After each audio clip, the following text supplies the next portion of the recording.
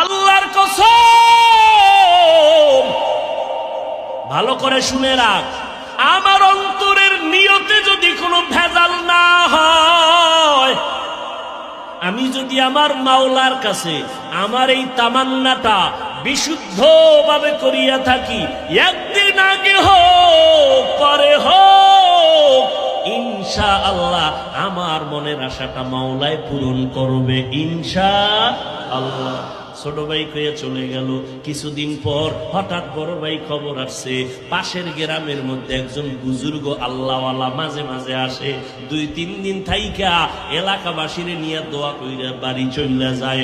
ওই খবর পাইয়া বড় ভাই একদিন ফজরের নামাজ পড়লো সেই এলাকায় আল্লাহর ওলির কাছে গিয়া মসজিদে, এবার দোয়ার জন্য বসলো। হুজুর আমি একটু দোয়া চাই। বলে বাবা বিয়া করছো? কয় করি নাই। কেন করো নাই? বলে হুজুর আমার মনের মতো কোনো মেয়ে পাই না।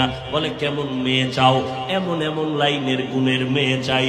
হুজুর বলে দোয়া করতে থাকি। এমন সময় মসজিদের জানালার বাহির থেকে এক যুবতী মেয়ে